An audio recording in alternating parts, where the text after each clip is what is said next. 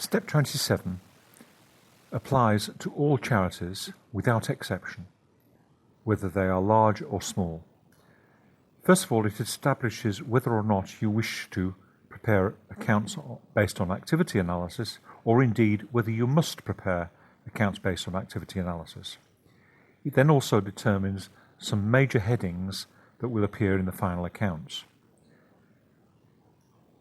There is guidance there saying what factors are involved in this particular step. The first question that is asked is, do you wish to prepare accounts on an activity basis? If you are a large charity as defined in the SORP, that is to say a charity that is subject to statutory audit under charity legislation, then you have no choice. You must prepare accounts based on activity analysis.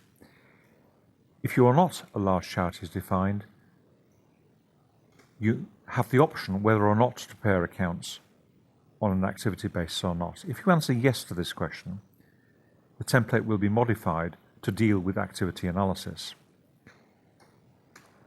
Activity analysis is preparing accounts based not on the usual basis that accounts are prepared on, i.e. nominal headings. A normal set of accounts might, for example, have a heading such as telephone, heat and light as the prime category into which expenditure is classified. Activity analysis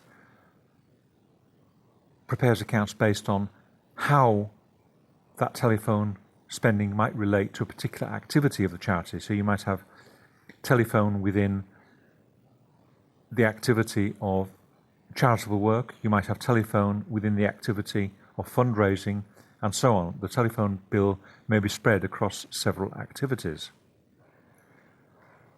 Preparing activity accounts is more complicated than preparing non-activity accounts. So we would therefore strongly recommend that if you are eligible to prepare non-activity accounts, in other words, if you are not a charity that is subject to a statutory charities audit, you are a small charity within the meaning of the SORP, then you should answer no to this question, and you should ideally use the small template, although you can use the larger template if you wish to do so, but it would be easier to use the small template. So let's assume, for the purpose of this particular example, you've answered no. You do not wish to prepare accounts based on an activity analysis. Remember that if you are a large charity, you have no choice. You must do so. You then have to classify over main headings how you want your income to be classified within the accounts. The first group of activities, for which there are two options available, are primary purpose and ancillary trading.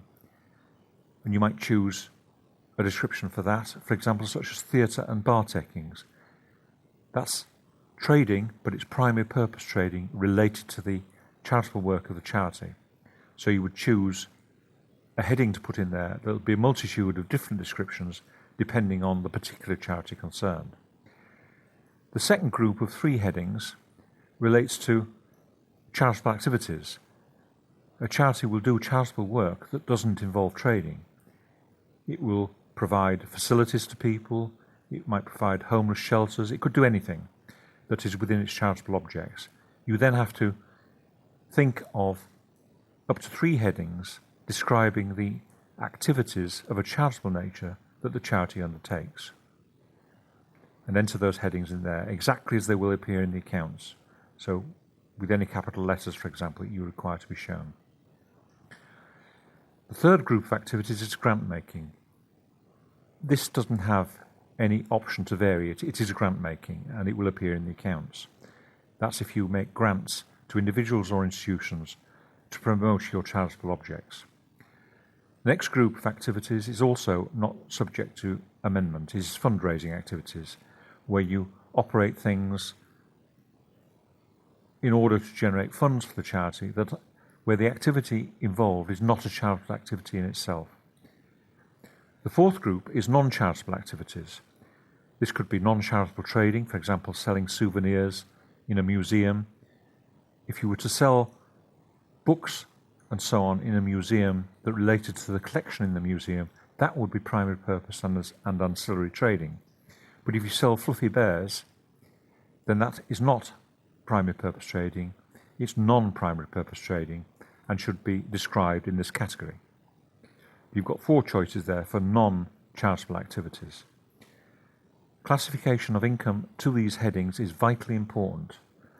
If you get it wrong, there may well be tax implications, because if your non-charitable activities exceed a certain proportion of your income, then the charity can lose all its charitable exemptions. So it's important to classify these headings correctly and classify the income to these headings correctly in your trial balance. The final category of cost, again, which doesn't give the option to amend it, is governance costs. These are costs such as independent examiners' fees, auditors' fees, trustees' remuneration, and so on. It does not include items such as accountancy fees that are not part of the examination costs. They would go into the relevant heading elsewhere in the accounts. So those are the headings as described, and you've made the decision whether or not you use activity analysis. When you've completed this step, enter Y in the drop-down box to indicate the step has been completed. That is the end.